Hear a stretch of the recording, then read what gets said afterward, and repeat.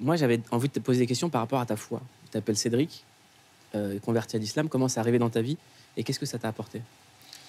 C'est une très longue histoire, à la fois très longue et très courte et facile à comprendre.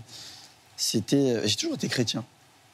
J'ai toujours été chrétien, ma famille est chrétienne protestante, précisément. Et la personne que j'aime beaucoup, plus que tout au monde, et qui m'a initié, on va dire, à la pratique religieuse, c'est ma grand-mère qui m'a élevé pratiquement et qui m'a toujours parlé de Dieu, qui m'a dit, tu sais, il faut qu'on pense du bien de toi, Dieu, il est avec toi. Elle m'a toujours initié à la prière, au chant religieux, à l'église aussi. Et c'est grâce à elle que je suis ce que je suis aujourd'hui. Hein. Elle a été une grande cause. Et finalement, j'ai toujours été chrétien et je lisais la Bible, toujours. Je lisais toujours la Bible, j'étais croyant. Alors, je dirais pas très croyant, parce que, bon, on n'est jamais très croyant. Je dirais que j'étais croyant. Et puis, ça s'est passé pendant le confinement. C'était une phase où je voulais vraiment, on va dire, je voulais me marier. Je voulais me marier, je me disais, j'ai envie de me marier, j'ai envie de trouver quelqu'un avec qui j'ai envie de faire ma vie, quelqu'un de sérieux, quelqu'un de bien. Et souvent, entre jeunes, comme ça, on me dit, oh, je cherche une halal. Tu vois, je cherche une fille bien, une halal, dans le jargon, dans l'argot. Et puis, je me souviens, j'étais avec mon préparateur physique. Et vous savez, des fois, quand on est entre garçons, on parle un peu, on parle de filles, on parle un peu de tout. Et je lui disais, ah, moi, il me faut une halal, il me faut une fille bien. Et il me disait, oui, mais Cédric, tu veux une halal, mais tu fais du haram. En gros, De l'illicite. tu fais de l'illicite, c'est-à-dire tu veux une fille bien, mais tu proposes pas des choses bien quand même. Et cette phrase, elle a résonné dans ma tête. Et puis est venu le confinement. Et je me disais, mais il a raison.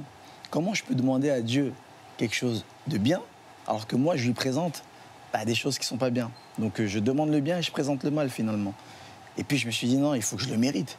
Pourquoi j'aurais moi une fille bien, alors qu'il y a d'autres personnes qui se comportent mieux que moi et qui méritent des filles bien. Et puis je me suis dit, je vais arrêter les bêtises.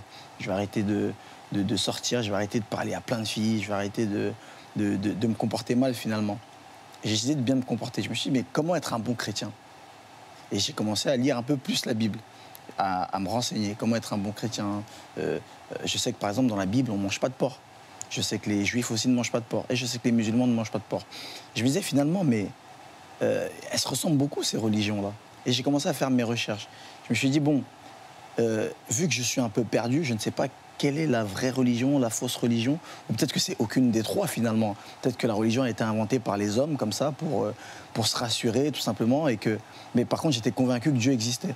Ça, je suis persuadé que Dieu existe. Maintenant, les religions, les livres, finalement, qui a écrit ces livres? Je me posais plein de questions, comme tu peux t'en douter.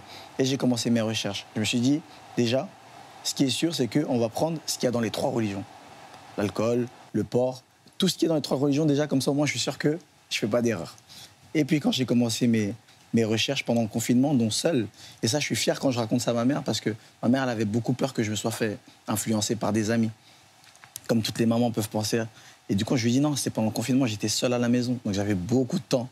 Je ne faisais pas de jongle avec des papiers toilettes, et moi, je faisais mes recherches sur Internet, dans des livres, dans la Bible, etc. Et puis, finalement, je me suis rendu compte qu'en fait, mais non, en fait, ces trois religions, elles se ressemblent finalement. Elles ont un seul patriarche, qui est Abraham, qu'on connaît tous, Ibrahim, peu importe dans quelle langue on le nomme.